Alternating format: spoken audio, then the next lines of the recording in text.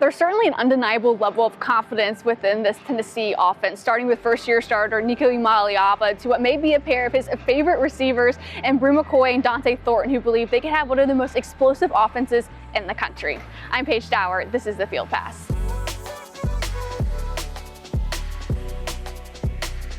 Despite the season being Nico Iamaleava's first as a starter, the way he prepares, studies film with his teammates, and his understanding of the offense, you wouldn't know that he wasn't a starter a year ago. Both Bru McCoy and Dante highlighted how they spend so much time at Nico's house just studying film, and it's allowed Nico to have a better understanding of timing and space, and it's also allowed them to develop a deeper connection when it comes to timing and breaks and routes and where the receivers want the ball or where Nico can deliver them the ball, which has also allowed Nico to feel more comfortable in the pocket and more comfortable commanding the offense. I think I got a great grasp of it over the fall and spring, and yeah, man, I think the tempo part, we use that as a weapon, and every day we're working on pushing our tempo. So he understands what's going on, just innately the kid gets football, and he studies really hard.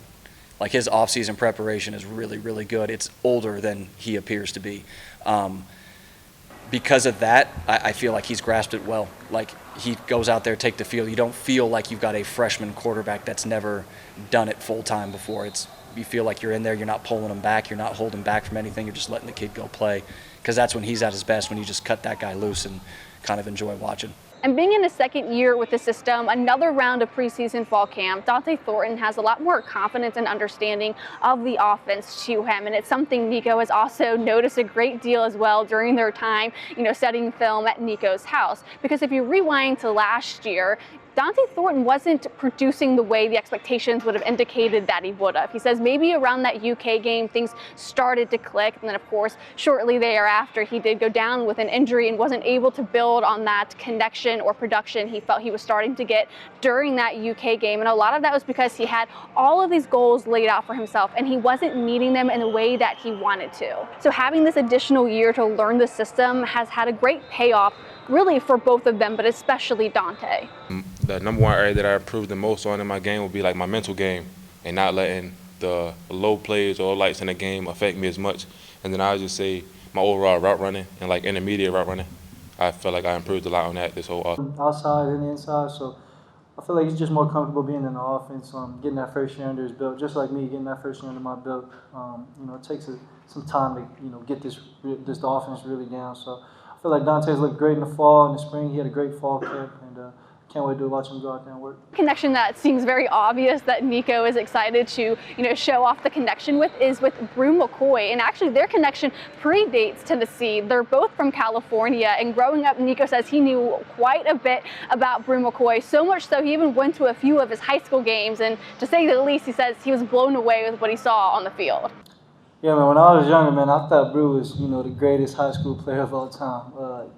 First guy I've ever seen play receiver and DN at the same time. So, seeing him come off the edge and, have 5 sacks and then go score 3 touchdowns right after was crazy for me to watch. And, yeah, man, Bru's always been a top player of mine. Certainly high praise from Nico, and understandably very eager to now be the quarterback to deliver the ball to Bru McCoy, to have those big play moments.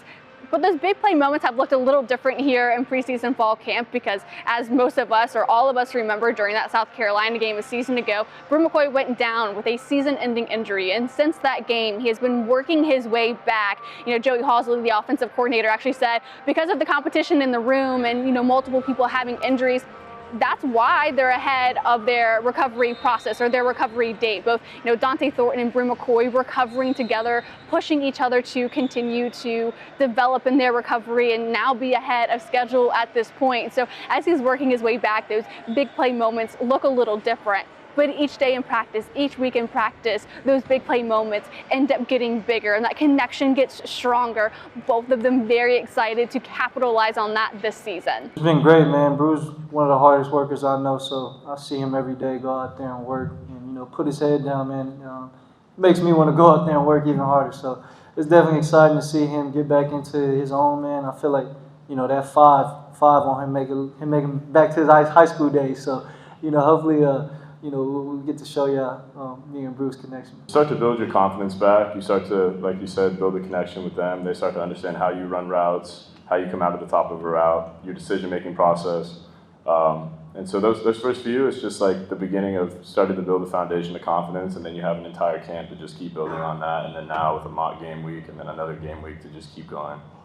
And what I've been able to see in practice, that connection between Nico Iamaleava and Bru McCoy seems so effortless, and it seems so seamless up until this point. And at this point, Bru McCoy revealed a lot about his journey and his recovery process to get back to this point, saying that he's feeling a sense of pride to be this far ahead of the schedule and potentially be ready to go for that game one. Yeah, I just think about like the opportunity to get back in kneeling, get in front of it, get back in the environment, you know, do what I love, and really just like being able to play free and not worry about being an injured guy anymore. I want to get in the best shape humanly possible. I want to give myself every bit of opportunity to get back healthy so I can come back a better player and continue to chase my dreams as I've been doing for so long.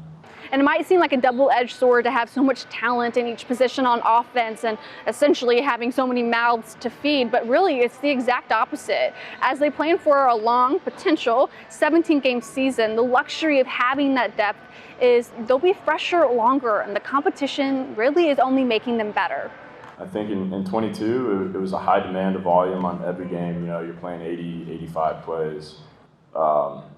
Week by week by week, and that's a lot as a receiver, especially when you have to block in the run game as well. So, you know, it affords this opportunity to get other guys touches, to get them comfortable in the offense playing, and then also and from a competition standpoint, it really pushes everybody. When you've got a guy behind you that's, you know, trying to take your spot, essentially, it pushes the needle. And I think when you add depth to a room, especially like you said, the tight end room, it's really driven everybody throughout this camp. Like there can't be any sort of complacency or anything in that regard. So there's plenty of positives from today, even more so Nico talking about his connection with the tight ends, who his 2 touchdowns a year ago went to tight ends. And Nico mentioned a lot how he wants to continue to develop that connection with the tight ends, maybe in that red zone situation, red zone opportunities. But we hear from Tennessee's defense tomorrow. Before we get to tomorrow, I will be joining Tyler and Will on the Sports Animal for our weekly Thursday hit at 4:15. So I really encourage you all to join us on the radio as I get to talk to Tyler and Will and whatever crazy things they want to talk about or have to say during that day. Also, part 2 with Tim Irwin and Jimmy Himes has dropped, and it was a great conversation. They talked about, you know, Reggie White and just the type of player he was and what's led Tim Irwin to now being a judge in Knox County. But thank you so much for watching. Please like and subscribe. I have so much enjoyed your all support up until this point, but we've got so much more coming up this season. And I will be back tomorrow to talk to you guys more.